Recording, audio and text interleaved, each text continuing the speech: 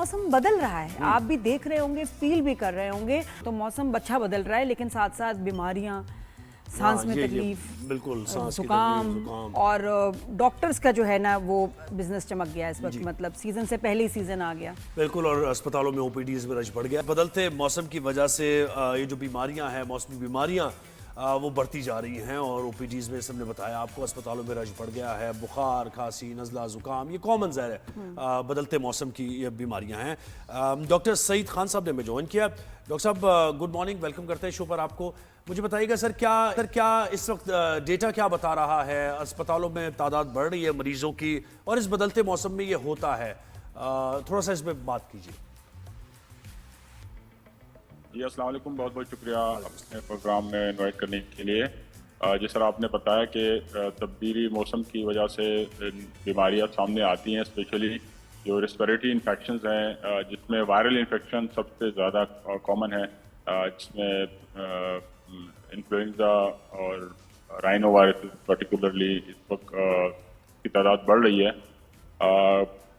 जगह पे धूल, मिट्टी और इस तरह के जो एनवायरनमेंट है, इससे मजीद ये मसला एग्रीवेट हो जाता है, और अगर लोग एहतियात नहीं करेंगे तो ये बीमारी एक बंदे से दूसरे और ये चेन कंटिन्यू चला जाता है। तो स्पेशली बच्चों में इस वक्त सर्दियों की जो बीमारियां हैं, निमोनिया पर्टिकुलरली, वो तादाद में भी बढ़ रहा है और इसकी शिद्दत में भी इजाफा हो रहा है। तो हमें चाहिए कि स्पेशली बच्चों को जो स्कूल जाते हैं या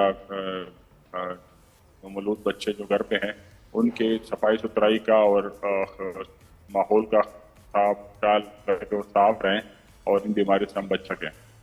सही। तो ज़्यादा क्या शिकायतें लेके जो हैं पेरेंट्स आ रहे हैं बच्चों को लेके, कि किस किस्म को उनको बुखार है या वही ब्रीदिंग प्रॉब्लम्स हैं? ज़्यादा शिकायतें क्या हैं? एक इन्फेक्शियस बीमारियां हैं, जिसमें जिस तरह मैंने बताया वायरल इन्फेक्शन बहुत ज़्यादा है, और वायरल में अभी इन्फ्लुएंजा के केसेस आने शुरू हुए हैं, और ये जिस तरह सर्दियाँ बढ़ेंगी तो ये इसकी तादाद में इजाफा होता चला जाएगा। राइनो वायरस एक बीमारी, रेस्पिरेटरी इन्फेक्शन, वो बड़ी तादाद में सामने आ रहे हैं, और निमोनिया के केसेस भी आने शुरू हुए हैं। जो बच्चों में खुसूसन बैक्टीरियल इन्फेक्शन है, निमोनिया के केसेस वो सामने आ रहे हैं। जो नज़ला, जुकाम, खांसी और सीने की बीमारी जो है वो शिद्दत से आ रही है।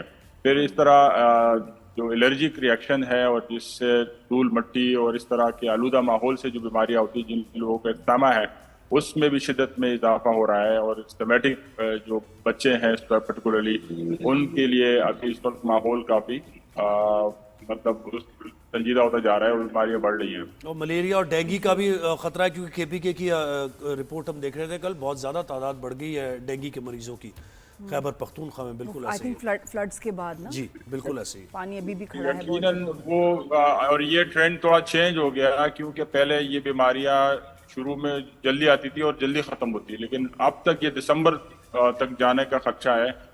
जो डेंगू की केसेस अभी भी पीक पे चल रही हैं, तो ये नवंबर दिसंबर जो है आगे जाके ये बीमारियां जो है ये ख़त्म होने का नाम लेंगी। अब तक ये बीमारियां काफ़ी उसकी तादाद भी ज़्यादा है, और शिद्दत में भी, बीमारी की शिद्दत है उसमें भी काफ़ी शिद्दत आ गई है।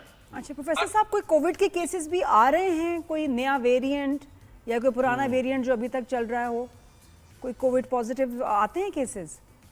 अच्छी खबर ये है कि इस वक्त कोविड के केसेस इस वक्त सामने नहीं आ रहे हैं, और जो कि बहुत अच्छी एक अलामत है, क्योंकि dog university of health sciences और पब्लिक हेल्थ लैब इसकी मॉनिटरिंग कर रही है मुसलसल।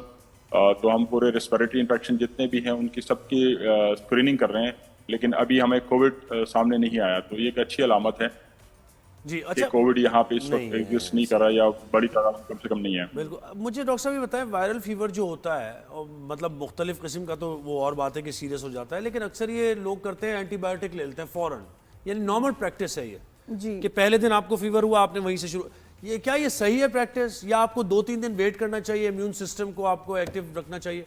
क्या कहते हैं आप? जो ज़्यादातर बीमारियां इस वक्त रेस्पिरेटरी इन्फेक्शन है, वो वायरल इन्फेक्शन है। तो वायरल इन्फेक्शन में तो कतई तौर पे एंटीबायोटिक का कोई काम ही नहीं है, ना उसके फायदा होगा, उल्टा उसका नुकसान होगा। ایک تو ڈرگ ریزسٹنس بڑھے گی, دوسرا وہ پیشنٹ کو بھی کوئی فائدہ نہیں ہوگا. وائرل انفیکشن خود صحیح ہونے والی یوزولی بیماری ہے, لیکن وہ ٹائم لیتا ہے, تقریباً ہفتہ اس میں لگتا ہے. اس میں بہتر یہ پریکاشن لی جائے, یعنی اگر خود بندہ بیمار ہے تو دوسرے سے ہاتھ نہ ملائے, قریب نہ جائے, تاکہ دوسرے چین بریک ہو جائے. اور خود وہ یہ کہ فلوئڈ انٹیک زیادہ کر لیں, مختلف قسم کے جوسز اور سوپ وغیرہ کا استعمال زیادہ کریں. جتنا لکوڈ استعمال زیادہ ہوگا امیون سسٹم اتنا بوسٹ ہوگا, تو اس سے بہتر یہ اسٹریٹجی بہتر ہے بجائے کہ اینٹی بایوٹک لی جائے یا پھر بہتر ہے کہ ڈاکٹر کے پاس جائے, جس طرح وہ مشورہ کرے اس پہ عمل کیا جائے. اینٹی بایوٹک خود سے لینا یا ادویات خود سے لینا قطعی طور پہ یہ مناسب نہیں ہے. ایک تو اس کو فائدہ ہی نہیں ہوگا, دوسرا یہ جو ہمارے معاشرے میں پاکستان میں پرٹیکولرلی جو اینٹی بایوٹک عام لوگوں کے پاس ہر وقت جیب میں موجود ہوتی ہے اور وہ فوراً لینا شروع کر دیتے ہیں, تو اس سے بڑا نقصان یہ ہو رہا ہے کہ ہمارے پاس اینٹی بایوٹک کی ڈرگ ریزسٹنس جس کو کہتے ہیں AMR اینٹی مائکروبل ڈرگ ریزسٹنس, وہ بڑی تعداد میں بڑھ رہی ہے. اور ہمارے پاس اینٹی بایوٹک کارآمد نہیں رہی ہے. روزانہ نئے نئے ایسے جراثیم آتے ہیں جن پہ پہلے سے جو موجود اینٹی بایوٹک ہے وہ مؤثر نہیں ہے. تو یہ بہت خطرے کی علامت ہے. ہمیں اینٹی بایوٹک کے استعمال کو محدود کرنا چاہیے تو یہ اور ڈاکٹر کے زکام, مشورے سے کرنا چاہیے. نزلہ, کھانسی, یہ مسائل ہوں گے. اچھا پروفیسر صاحب, میں ایک آپ سے میں کچھ جو آزمودہ نسخے ہیں ان کا میں آپ کو نام لوں گی, آپ نے صرف نمبر دینے کہ وہ کتنا افیکٹو ہے آؤٹ آف 10, ٹھیک ہے نا. آپ کو میں نام لوں گی, آپ نے صرف اس کی ایکسپلین نہیں کرنا, آؤٹ آف 10 بتائیں کتنا افیکٹو ہے. نمبر 1 فلو شاٹس, 10 میں سے کتنے نمبر دیں گے؟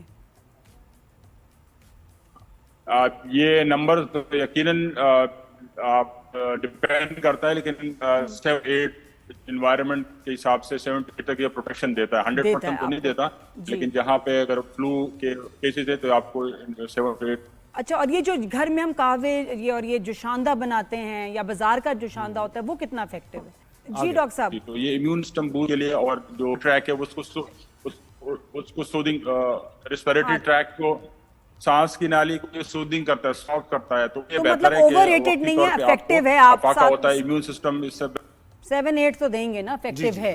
اور آپ کو بتائیں کوئی آپ کو ایسے ٹوٹکا یا کوئی چیز کیا افیکٹو ہے, بتاؤ بھائی. 2-3 ٹوٹکے ہی ہیں جو ہم. اچھا, پھر ہم ہنی کا استعمال کرتے ہیں سردیاں جب موسم چینج ہو رہا تھا, خاص طور پہ ہنی کے بارے میں کیا کہیں گے ڈاکٹر صاحب؟ شہد کا استعمال ہوتا ہے, یا پھر لیمن کے بارے میں بڑی غلط لوگوں کے بارے میں لوگ کہتے ہیں کہ یار غلط باتیں کرتے ہیں. ہاں, فلو ہے تمہیں لیمن کیوں یوز کر رہے ہو, تو کھٹا ہے. ہاں, کھٹا نہیں کھانا. حالانکہ وائٹامن سی ہوتی ہے. پھر دوسری یہ بھی بحث ہے.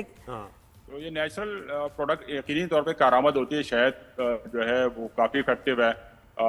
لیمن اور وائٹامن سی کا استعمال امیون سسٹم بوسٹ کے لیے بالکل اس کا مطلب یہ استعمال بہتر ہے. بہتر یہی ہے کہ مستند ڈاکٹر سے یا کوئی اس فیلڈ کا جو ایکسپرٹ ہے اس کے تمام دوائیں ڈاکٹر کے مشورے سے لیں اور بچوں کی پہنچ سے دور رکھیں. یہ تو ہم بچپن سے سنتے ہیں.